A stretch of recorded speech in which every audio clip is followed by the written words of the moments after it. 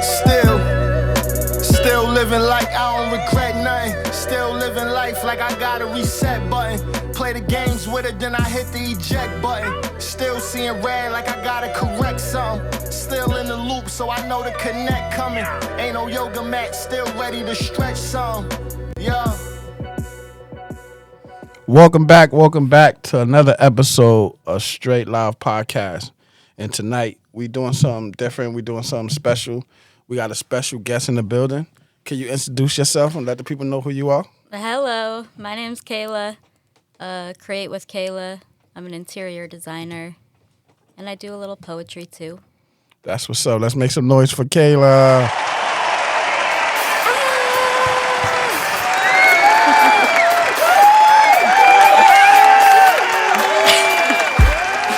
Yeah, Kayla. Welcome to Straight Live Podcast, man. So let the people know a little something about you, where you from, where you grew up.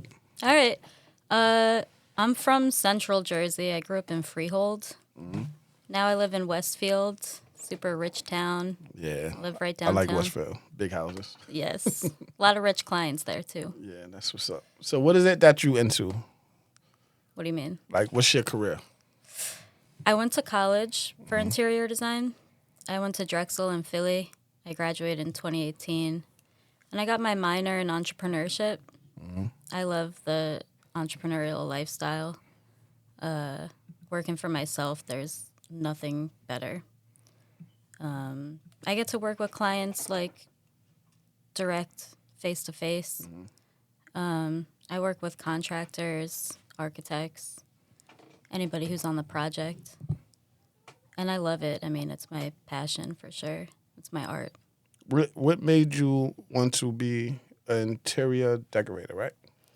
As a kid, I was always like redecorating my room. Honestly, it gave me like a sense of control, like tinkering with things, like the way I want things to be. And it was like a creative outlet for me too, because I never thought I could be a writer or like a painter or anything like that. So it was like my safe space, kind of. So I did meet you at an open mic. Mm-hmm. So you actually do have things that you do right. So you more like would you consider poetry or like spoken word that you do? I have no idea what it is. You just put it on the paper and just... Yeah, it just like falls out onto the paper, honestly. I don't know what is about to happen when I open up the page. But it's really just more like therapeutic and healing for me than anything else. You know, I don't like poetry, I found, because I do a lot of open mics and they're like literary people, and I just don't understand it. Like, I read poetry, I don't get it. But I like what I do. Mm-hmm. Mine's like a little more in your face, and I feel like I could understand stuff like that. But when it gets all like into the metaphors, I never really liked poetry, but yeah, it just became a new outlet for me. When I broke my hand, I punched my pillow with my right hand, and I broke it in half. And I had to put pins in me. So I was out of work for like all this time, and I just couldn't do anything. Like, I couldn't exercise or like cook for myself or anything like that. So I started writing with my left hand, and those were both kind of like a new thing. Like, writing with my left hand was a new thing, and then writing in general was a new thing. Oh, so you write with both now? I'm like sort of ambidextrous now, yeah. That's cool. Yeah. That's cool. So, did you go to school for that, or like your interior decorator? Like, you went to school for it, like? Yeah, I went to Drexel. It was a tough program. I don't know how I made it out of there, but I got a job working for a set design team. Mm-hmm. You know QVC? Yeah. Mm-hmm. I did the set design there while I was in school, and I fell in love with it. I love being in the wood shop. I like building things, and I started my first job out of college, I was working for a contractor, carpenter, and we just did like small residential projects. But I love being like hands on and getting my hands dirty. Where everyone else I went to school with was trying to climb that corporate ladder, I was like the only one who wanted to do my own thing and start my own sort of brand, So I didn't really fit in at college, but I found my way. I worked for architects, like custom cabinetry companies. I worked for an interior designer in Plainfield. We worked out of her garage. And so I kind of like stole what I learned from her business and kind of I'm trying to make it on my own now. Got you. So everybody know what an interior designer is on the surface level. So we just want you to break it down to us. Tell us the dirty work about being an interior designer. First of all, I'm green in the business. I'm a little tiny girl, and when I come onto site, contractors are like, "Excuse me, I have to report to you." So getting respect in the industry is tough. Just being young, I don't have 30 years experience under my belt. I have a couple years experience. People like clients trying to take advantage of that, and like pricing wise, like my pricing is not based on your budget. It's based Gotcha. on my talent and my experience level. So that's why I offer a competitive price. But yeah, there's a lot of like clients and vendors and contractors want to take advantage. They want to squeeze everything they can out of you. Yeah, absolutely. And they want it yesterday too. So it's like, Yeah, well, you hire me, you got to know what's expected. And so that's why I write everything down. I have a pretty detailed contract that my clients sign and agree to. And then even the contractors, like I tell them, I want to work with you if you want to work with me. If you just are going to bitch and moan about, oh, now the timeline's extended, now I got to rework the budget, we got to do all these custom things, it's like, well, then it doesn't sound like you want to work with an interior designer. So why'd you bring me on board? got you. So it's like, so when you get a job, right? Let's say because you bid on jobs, right, and you get the contracts. Do you have a staff, or do you gotta hire outside contractors? And how does that process work? It's just me. I'm the only designer. I don't have an assistant or nothing like that. Yeah, Contractors sometimes subcontract me out just to do like computer renderings got you. for them All so right, that they could sell their product.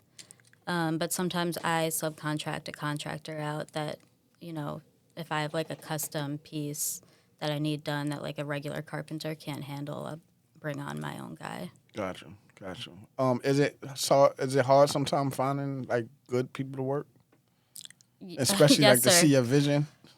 Yeah, the contractors, they just want to like get in and get out, and they want to On sell. to the next job type thing. Yeah, and they want to make money on the materials, where it's like, that's how I make my money too. So we're always kind of like at war with that, like who's gonna order the material and then make that 20%, Yeah, gotcha. But what was I gonna say? What were you saying before? So what are your biggest challenges in being an interior designer? Like what is something that you mostly face out there in the Oh field? yeah, that's what I was gonna say. I had this contractor. I worked with them for like over a year on this project. It was like a first floor renovation. This guy's like a 60-year-old white guy, single, and hitting on me when I was like 28. Hitting on me, making it seem like I needed to just go along with it just so that I could get the job because I was really desperate for work at that time. And I never flirted with him or gave him any kind of innuendos, but it just like stayed there all year. Like he was like sexually harassing me, essentially. It's crazy. And I ended up ratting him out to his son, who was they're like a team together, and I guess his son's going to take over when he gets too old. And that was the one thing that actually stopped it, because his son was like so embarrassed and, you know, likes working with me as a professional. And I was like, I just got to the point where I was like, I can't work with this guy anymore. Yeah. Like every time I'm like texting specs or something like that, he's like texting me a picture of like his beard, like, oh, do you like this? I'm like, Crazy. are you delusional? Yeah. Because like, you really think, first of all, you got a shot. Second of all, like, this isn't going to fuck up our client relationship. Like, and then his son ended up telling me that I'm not the first person who had this issue with, that he's had like plumbers and clients kind of say the same thing. Not sexually, but like just saying like, he's crazy, I can't work with this guy. So the thing is, like, I respect his son and appreciate their work for me so much that I probably just let that get in the way. And I should have just like nipped it in the bud Yeah. the first time it ever happened. But like, there's those people that you tell them something once, like you say no once, Yeah. they just don't hear it. Yeah, they and don't you get it. say it 10 more times and it doesn't make a difference. So I kind of pushed them to the side. I haven't been doing much work with them lately Gotcha. because I have some experience now. You know, I don't need to put myself out there that much anymore. What is something that people misunderstand about interior designer, or even yourself? Well, you could do the interior designer first, and then tell us what they misunderstand about you. People say, oh, you're just like a pillow picker. Yeah. And What does that it's mean? so much more 'Cause- than that. Like picking out pillows. Oh, just like like a regular pillow picker. I thought it was like a metaphor for something. No, nope. Yeah. No. So we're like real architects. We're engineers, you know. I went to an engineering school and I shared a studio with architects. So all the programming that I use on the computer is for architects. It's like $3,000 a year. It's so expensive, but it ends up being worth it for me. You know, it's like we're doing HVAC plans, you know, and there's always things that you don't see coming. So it's kind of like you're improvising all the time. Yeah, so I'm not just like a decorator, you know. Because really, like you guys, I'm sorry to cut you off. Like you guys are like the people that come in after everything is done. So if I buy her, oh no, you come in from the beginning. Yes, that's a common misconception is Yeah. See. people spend all this money on like the big renovation and just getting the shell down, and then they first of all they run out of money and they're like, well, now fuck, how are we supposed to furnish this? Yeah. You know. So the misconception is that an interior designer is supposed to come in while the planning is happening, because there are things that I could foresee on a blueprint that your contractor and architect are not gonna consider. That's dope. Yeah, even things like where outlets are placed and like light switches makes like a huge difference on how you flow through the room and how you actually use it on a daily basis. So has there ever been a time where you actually bump heads with actually the contractor that was on the job? Because they like, oh no, she don't know what she's talking about. I don't want it over there. And Oh my God, I had a contractor say, are you on your period right now? I don't even think I was. It'd be one thing if I was, but I wasn't. And I wasn't even being a bitch. I was just like pointing out the facts. yeah, And that's like just a really old-fashioned way of thinking, I think. so you're almost considered almost like an inspector. They hate to see you come in type. They hate to see us come in because Yeah, they're almost like like, the inspector. Like, oh my god, here they go. yes, because I'm going to come in and point out like why is that there? Why is that the way it is? And then they're going to fight me on, well, it's going to cost money to take that down, you know, Yeah. and do it over again. I'm like, well, it shouldn't have. You had all the drawings laid out. There's no reason why it shouldn't have gone exactly to plan. Absolutely. But yeah, I also butt heads with contractors or like cabinet vendors and stuff like that, just on like the aesthetic of the design, because I focus my work on custom design build solutions. So they're designs that are going to have to be built in a way that like without the drawings and without me project managing, it's not going to get done right. Gotcha. So they hate that. They're like, well, I could just do this like what I've been doing for 30 years in a day and get it done and get paid and get out. So why would I Yeah. do what you're asking me? And it's like, because your clients Want this? wanted something more than what you could offer. Yeah. That's why they brought me on. So yeah, we butt heads. So do we got do you have any like big names of like celebrities or anything that you have done anything for, or maybe not even celebrities, like mayors, lawyers, doctors that might be little known or something like that? No. Like some big work that you did? No. No, Nope. not yet. We getting there. We gonna get there. I just finished a laundromat in Plainfield. Mm-hmm. So that was cool because that was like a commercial project. Yeah. And it's open for business now, and that's cool to see. So is it more difficult for a commercial or residential?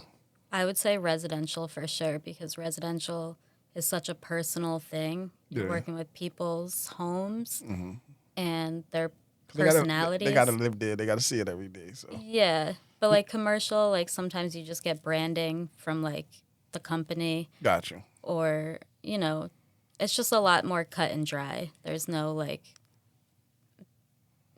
personal aesthetics kind of getting in the way. So which one would you prefer more? Like working residential clients or My dream is to work in hospitality, which means like hotels, restaurants, stores, yes type of thing. Yeah, that's Which is dope. kind of like a combination of residential and commercial.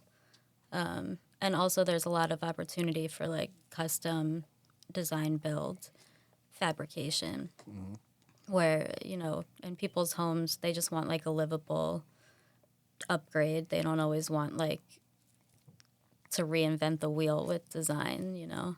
Got you. But there's bigger budgets too, so I would love to do that one day.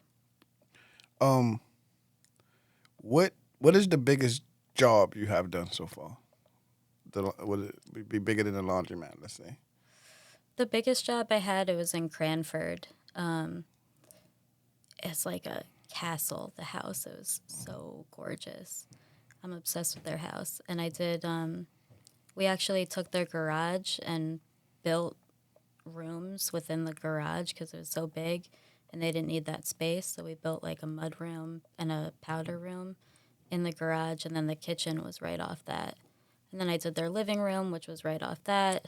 And now I'm working on like the upstairs of the Gotcha. house. Oh, so you still got that's like a recent job that you have right now. We did the kitchen and the mudroom and the bathroom like 2 years ago. And maybe last year I did their living room, and now I'm working on a couple other rooms in the house. But it's cool because, you know, I get to see how everything is flowing these days, and like I see how their lives have changed, like living there. Because they also moved in there, or I started working for them like only 2 years after they moved in. So they had like nothing in the house. They had no idea what to do with it. And they were coming from like a much smaller house too. So it was definitely a big change. But compared to like the kitchen that they moved into, it's just like a dramatic shift. So I like seeing that. That's what's up. What makes you passionate about doing that? Like, what do you get out of that? My clients, I do love my clients. I'm really ride or die for them. And like helping people. I really do like helping people. And I like teaching also. Like I I do teach interior design to the kids. So that's something new that I've been passionate about. You are a teacher on the side, right? Part time. Part time. Yeah. And that's just subject, or that's just what you just do personally, like just with your little crew that you gather together. No, I teach art during the week at an after school program. And then on the weekends, I run a class called Intro to Interior Design. Oh, that's what's up. And we make like a little dollhouse room. So that's been fun. How do the kids react like when y'all actually get a session done? I'm always surprised at like how creative they are. And they're very hardworking and focused.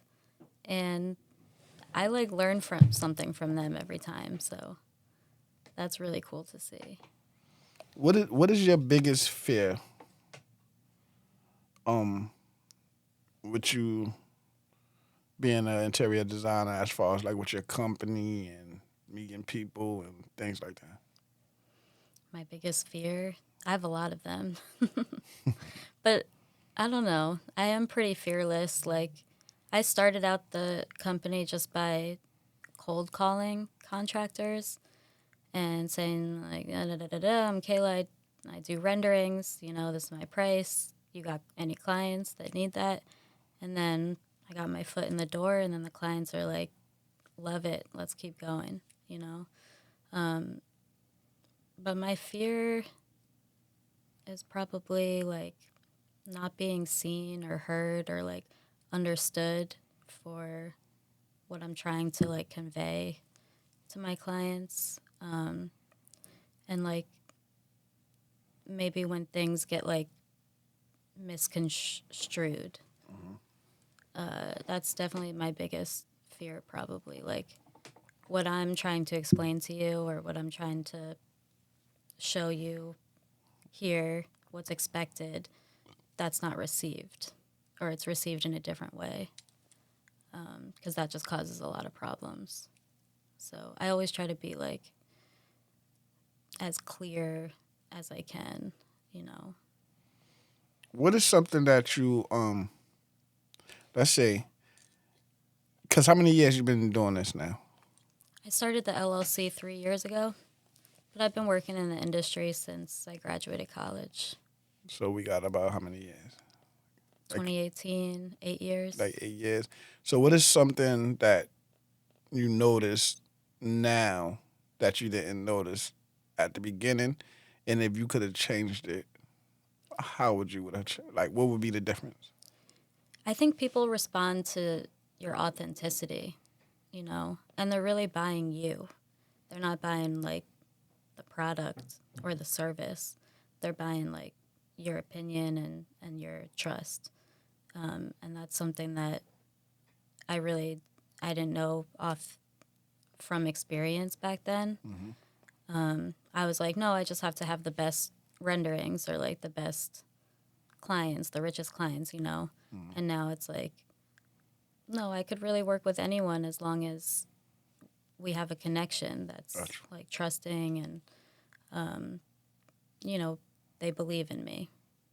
And that has to be there. Otherwise, it's not going to work. Gotcha. So that would be something that if you'd have known from the beginning, you think you would have been a little further along in the game? Yeah, probably. I was like focused on, I was hustling and, you know, I just wanted to be like professional. Like I'm one of you, you know, in the industry. And I think if I focused more on like what makes me special and my personality and authenticity, that probably would have, you know, gave me a little more confidence back in the day. When do you feel like it was your turning point where you actually started to understand the game?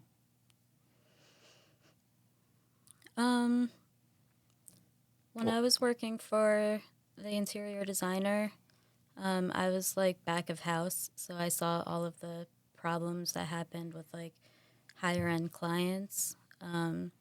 and how she dealt with them. And that was really good for me to see. And like that just kind of showed me that I feel like I'm ready to do the same thing. You know, I would handle that situation the same way and do it with grace. So yeah, I think that's when I realized like, okay, I can really handle this, you know. So when you was working for her, when you started working for her, was that always the plan to sit back and just learn, or was it just like this is my way in. I'm gonna use to get in or whatever, or was it just like I'm gonna work for this lady, I'm gonna work for this company, and I'm gonna learn the business. I'm gonna see all the ins and out, so that when I'm ready to do it. Yeah, no, definitely. I was I was taking bits and pieces as we went along and putting them in my pocket. And I told like and everyone that I've worked for knew that it was my dream to start my own thing. So she knew too that I was probably That's just cool. working for her until I was ready, you know. But it was cool because she didn't have like a large firm. It was literally just me and her, and I was her first and probably last employee. She was like a mom, and she wasn't probably relying on the business for money much. Or just something that she just was doing Yeah, because she was passionate about. yeah, more like a hobby. So for me, I kind of take a different approach now, and I'm a little more like upfront and like cutthroat with my approach. I think I still do cold calls. You know, that's how I make connections and stay in the industry, meet new people. Do you got a Do you got like I'm gonna say signature, but you get what I'm saying. Like is Style. this something that I could walk in a room and be like, oh, Kyla, she did that. Yeah, she was here. Or you had her come. Like, you know what I mean? Like, do you got? I would love that, and that's what I'm working on right now, like creating clientele that really shows my style Yeah. and not just like, you know, they need this done and they Then need you it know, quick and fast. I say with that's tough because that's also like going against the vision that the client might have for you. So that's like you also got to make them buy into what you see. Yeah. So that's dope.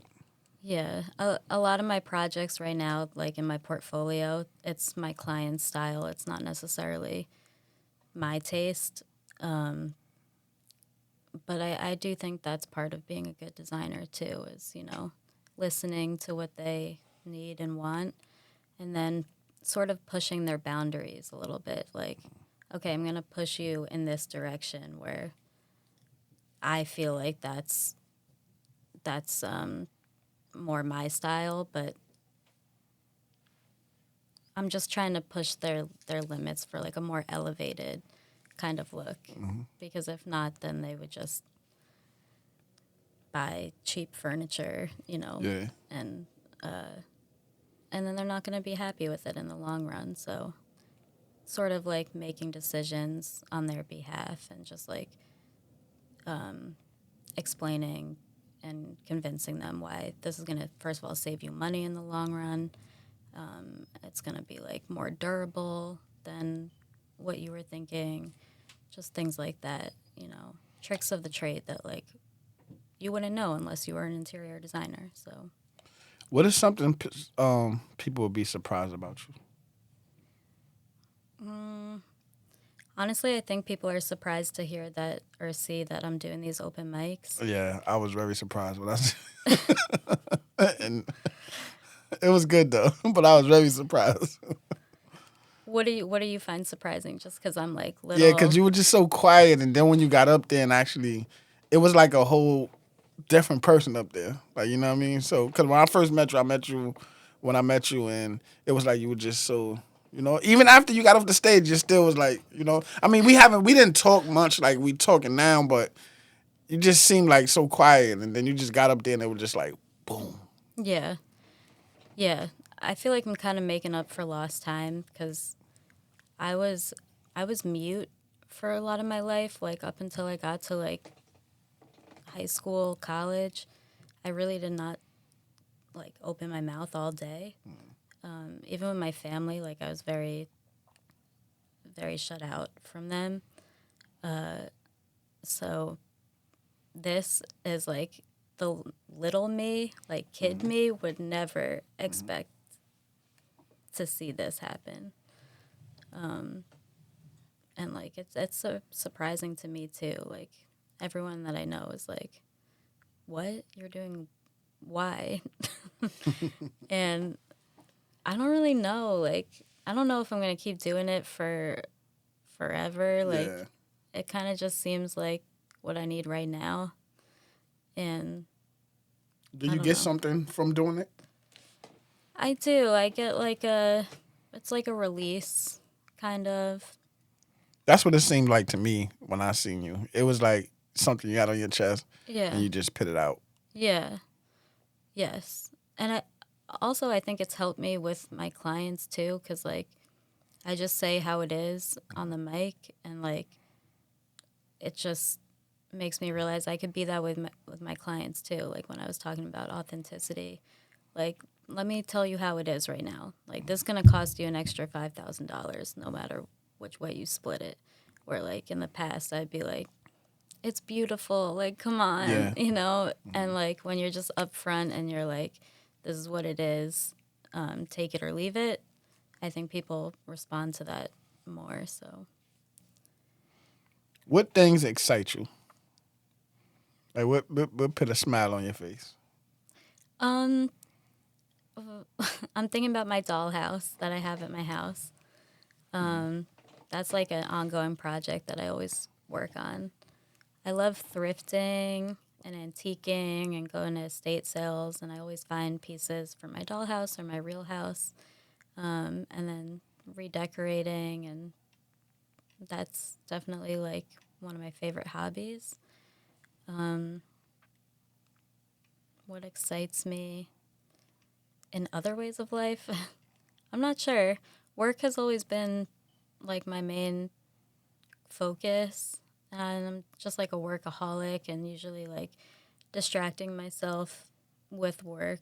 So now that I'm Got a pretty cool career, you know. That got to be fun sometime, most times. yeah, yeah, there's like ugliness and ugliness to it also, but I'm trying to find like what excites me now in life, because when it's just work and your whole life is like surrounded with that, then like one thing goes wrong and it feels like your world is like Just crash. crashing. Yeah. So like having other aspects in my life, I'm trying to like just be more healthy, like exercise and self care, stuff like that.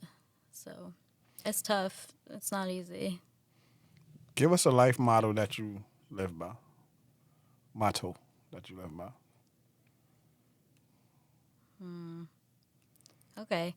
There's one interior designer that I love. I think she's been dead for a while, but her name is Dorothy Draper, and she says something that goes, "If it looks right, it is right," and that just like resonated with me so much. Kind of just like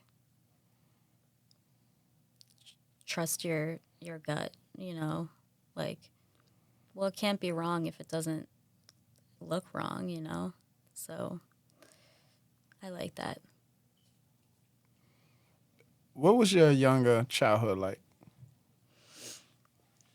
Um, like on paper, it was pretty good. You know, my family, they never like beat me or like starved me.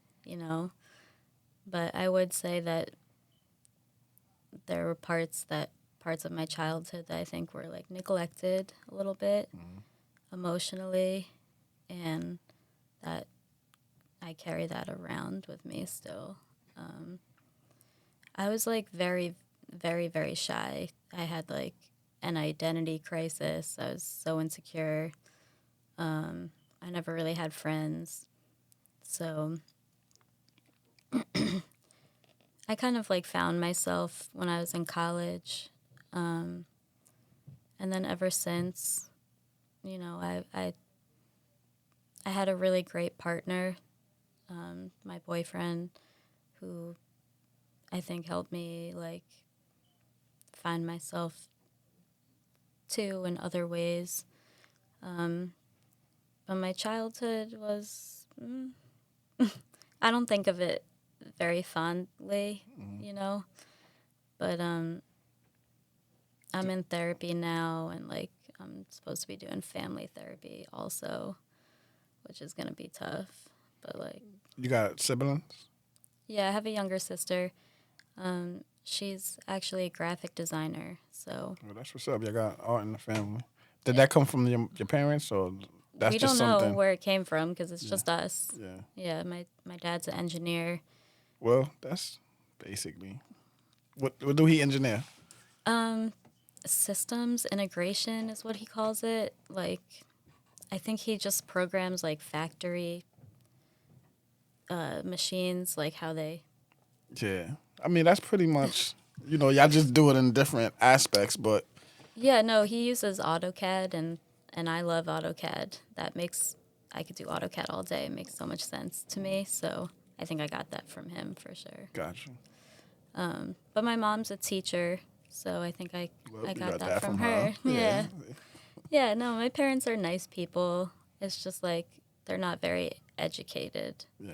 on, I don't know, mental health and trauma and things like that.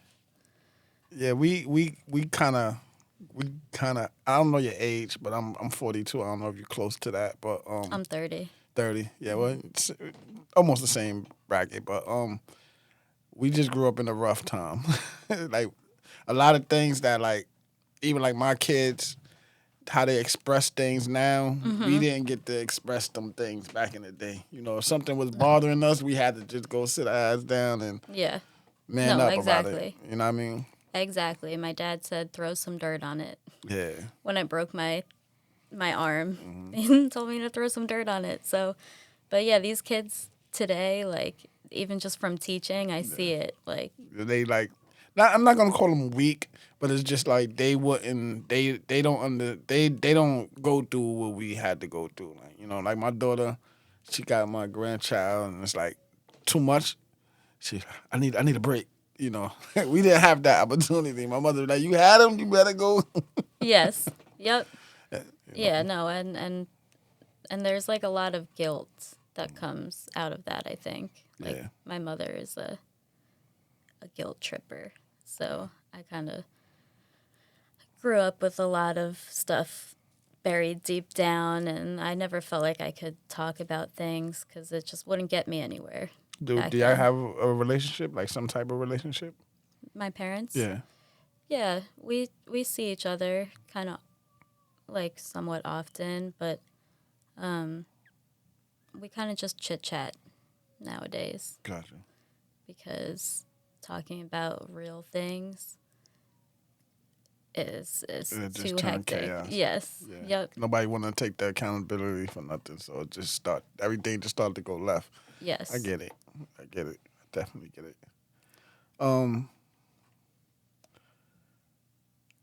Do you have a significant other at the moment? No, my boyfriend broke up with me. We're still friends, and That's cool. we're maybe gonna try to get things going again. I'm not sure. But Is that the that's one okay. that from college? No, not from college. No, just from while living out here Gotcha. in West. I've been here for like 5 years now, and we were together for 4 years, and then a lot of shit went down, personal shit, that I had to work through. So, just spending time with myself has been good recently. Sometimes we need that, Yeah, Yeah, like if I was still with him, I definitely would not have been doing any open mics because I would have just been at home with him, you Yeah. know. I wouldn't have had like felt this need to like go out and Express it because you could just talk to him. right. Got you. Got you. That's not a bad thing, right? No, it's not a bad Yeah. thing. I think I just like rely on other people too much sometimes. I don't need to go out and meet people because I can just hang out with his friends. Got you. So, I mean, sometimes that can happen. It's human nature. We meet people. They might be the it people. We might not be the it people. So they might be the it people. So just so happen we meet them, we start, being around their friends, and their friends become our friends, and that becomes our life. So that happens. Nothing wrong with that. But what do you feel like? What challenges in your life you feel like shaped you the most?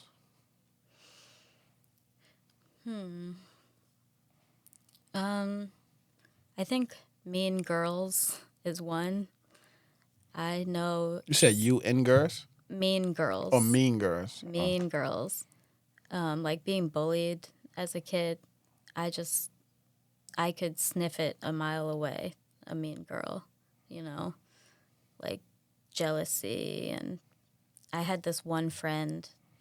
Okay, ask you a question before we go to the story. Yeah. All right, so it's just kind of taking you back to your day job. So, being that whatever it is that you went through, and like you just said, you could just sniff it a mile away. Yeah.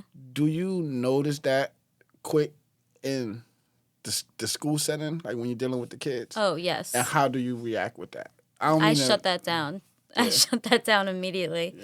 Yeah. Yeah, there's boys too who Yeah. feel like they're the ringleader, and they're just like very manipulative, and like you could tell once that person comes in the room, everybody's vibes change. Like it was nice and fun, and then this person comes in, now everybody's like eyes on them and like wants their approval. So I shut that down. Like there was a girl in class who was like to another girl, she was like, "Oh my God, can you stop talking? You have ADD or something." And I was like, okay, first of all, that's a very normal thing to have, but we're not out here diagnosing each other. You're not a doctor. Yeah. So I kind of try to shift away from those conversations. But also it's like, well, that's cool that they like even know what ADD is, Yeah. Like You'd be surprised, man. My 7-year-old be saying some stuff. I'd be like, they pick things up. They do. They're sponges. they got more access to stuff than we got. You know what I mean? Like YouTube and the internet and all that. Like we didn't have that like when we was kids, though. That's scary, actually, though. Like that they have access to all that. I think it's a little scary, but yeah, I'm glad that I didn't have like Instagram or YouTube when I was a kid, because that would have blew everything out of proportion. Yeah, and I think that also like play a part too, like with a lot of the mental health crisis that's going on now. Because it seems like, not to say like people use it, like not saying like everybody uses it as an excuse, but I feel like sometimes kids use that as a, like they have the best life, but yet they going through mental health issues, and you be like, how, Sway? Like, you know what I mean? But yeah, because it looks so nice Yeah. and perfect on there. Yeah, that would have been like definitely detrimental to my mental health, I think, as a kid. Yeah, there was one girl that stayed with me up until I left for college, and she just like controlled everything. She would control like what I wear. She was like a narcissistic sociopath, I would call her. wow. And that's like, if we're diagnosing people, like I think that's a real diagnosis, because she was on like lithium and pills like that in 3rd grade. So I don't know what I saw in her, but she changed my whole childhood. Like I felt like I was raised by her more than I was my parents, you know, because I was just very influenced by her. And I resent my parents a little bit for allowing that friendship to happen, because she should have been hospitalized. So um what they kept bringing her around? Like how did that work? Or you just I I mean, she was in like just bullying her way inviting, in? Yeah, yeah. herself. Yeah. And she would like bully my parents too. She would be like, "Why'd you buy this food? You know I don't like this type of food," to my mom and stuff. So You'd be like, wow, I can't even say that. like she had some serious balls. Yeah. But everybody like in the classroom, like even the teachers, like wanted her approval, you know? So I think she was just looking for like the most insecure person to like feed off of. And I gave that to her. So when I cut that off, you know, I kind of like gave myself space for new friendships, like real friendships, because I never really understood what that meant as a kid. And I was just like internalizing everything in the background. So, yeah, I think my childhood was like very much affected by her and that relationship. And then also just internalizing things on my own and not really like connecting with my family, you know, until much later in life. So we're doing that now. Yeah, and I'm happy to hear that, man. I'm happy to hear that y'all working on that, 'cause that's dope, man. Family is everything, man. If y'all could get it together, it'd be so great. Do you have children of your own? No. Are you looking forward to having any? I used to want kids so bad. Like I thought that I would have kids by this age. But now I kind of like can see a life without them. I think a lot of like trauma survivors kind of feel the same way. And I've been learning that just like through therapy and So working on myself. is that a fear, or is it just you just don't want them, or you just It could fear? be. It could be a Like, fear. because you just know what you grew up and what you seen and how you was, and you just I do not want that on my worst enemy, you know? So, yeah, it comes from like a place of fear, probably also, but I don't want to just like put that pressure on myself anymore. Like, oh, I'll be happy once I have a family, you know? Because like you have to figure that out first. yeah. I feel like I mean, you know, hopefully everything work out with you and your ex, but if that it do work out and maybe y'all two together can. He's the only person I could picture myself with kids with. Yes, I know. I have so much love for him, and if that's what he wanted, I'm sure we could make it work, you know. But like I'm not in a rush, me personally. What character traits do you most respect in other people? So I'm thinking of my ex right now.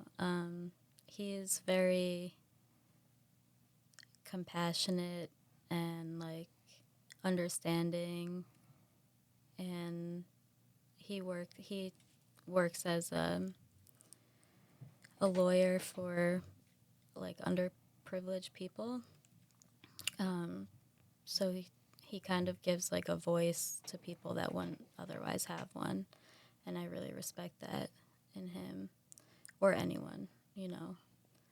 And I think people who can like see the good in you.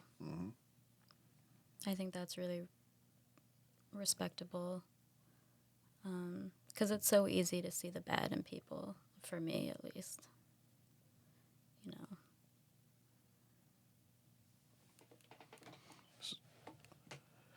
This is a funny question, so we could just lighten up the moment a little bit. Yeah, go ahead. What would you do if you win the lottery? Oh. Okay, I would buy like a Victorian house, like the house of my dreams. I would buy that for sure. I don't think I would give the money to anybody. Like, I don't think I'd share it with anyone. Would you let people know? Probably not. Yeah, maybe not. But there would be signs, I guess. Like, I would buy like a bunch of cats. I would just have like a big, beautiful Victorian house, a bunch of cats, and like my own studio. That's really like my biggest dream in life. Like, I can't see anything really beyond that. Yeah, What is your biggest pet peeve? my pet peeve. I hate when people are late. Like, I can't stand that. I hate when I'm late. Like, if I'm showing up somewhere late, like, I really kick myself. I think my dad raised me to be that way because he was always 10 minutes early anywhere he showed up. That's what's up. But yeah, like, I think it also just relates to like unprofessionalism and like not sticking to your word, you know, like, oh, I'm going to be there in 5 minutes and then you're there an hour later. I think that just shows a lot about a person. If you could have one superpower, what would it be? Did you have a favorite superhero growing up? No, I did not. I never got into that world, Yeah. but I'm like thinking that if I could be any animal, I'd want to be like a monkey and like swing from the trees and like fly. So maybe like a flying monkey. That's what's up. Maybe that would be my superpower would be to be a flying monkey.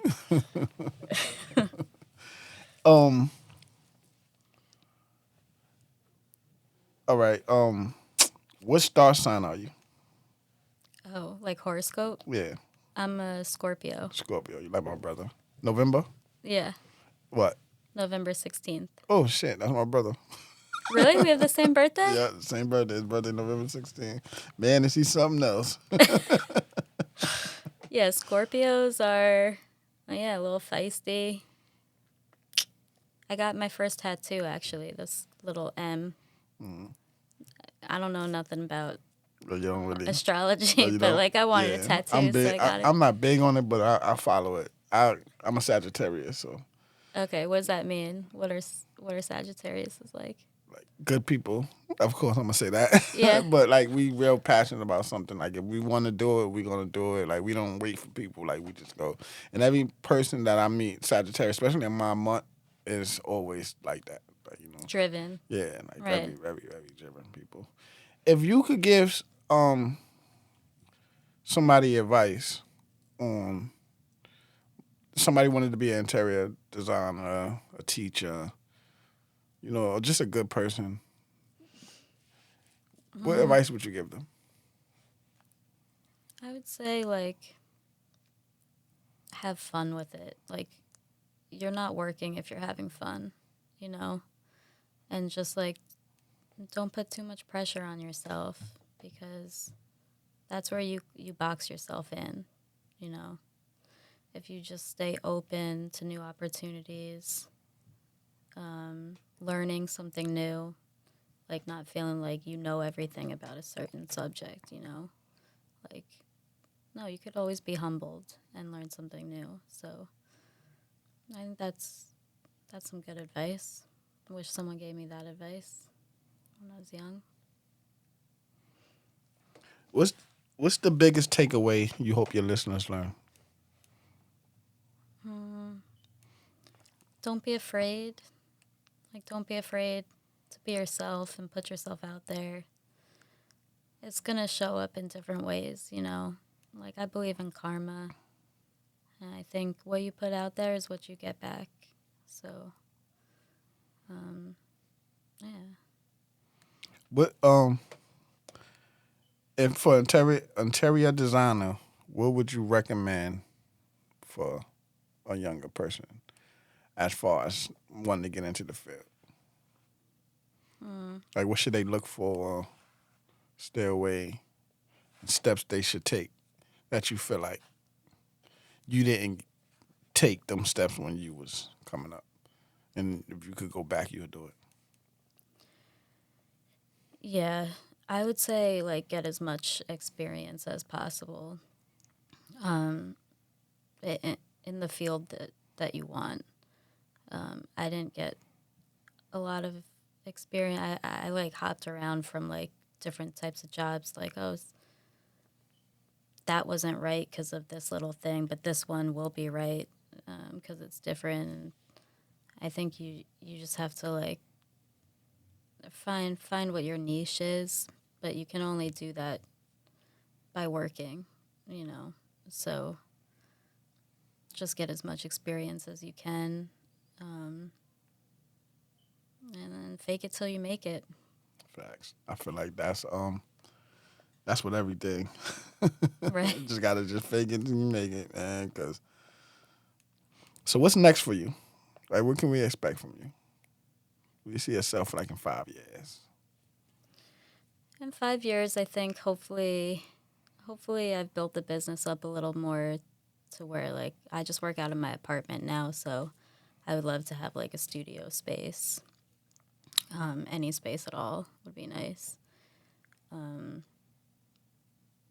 think if I keep working, like hopefully I do get some bigger, more hospitality like projects. Yeah, hopefully I win the lottery and I get that dream house. That's what's up. So, let the people know where they can find you at on all social media platforms. Do you got any events coming up or anything in that manner, or open mics that you might be popping out for? You might want the people to come out and listen to you. Actually, I got my first feature. That's happening at the end of the month, and I'm excited for that. I mean, Feature on a song. No, just like a open mic night. Oh, gotcha. I have like a feature, Gotcha. like a feature poet. So it's not paid or anything, but it's so Experience. cool to get recognition like Yeah. that. But yeah, my Instagram and my business name is Create with Kayla, but I spell Create with a K. So it's KREATE with Kayla, KAYLA. Got you. So tap into the social media page. Guys, get in tune with her, man. You know, she can teach you a lot about interior designing. Mm-hmm. Pull up on her. She gonna post when she's out and about doing the open mics. Mm-hmm. Listen to her. Come out, listen to her. She's very, very, very talented. Very, very dope, man. Definitely. Thank you so much. I Thank had so you. much fun, and Yep. I appreciate this opportunity. And I appreciate you coming out. Thank you for coming on Straight Loud Podcast. Make sure you tap in. Make sure you like, comment, and subscribe. Not only to my page, but to her page too. You already know. Another episode. We out. All right.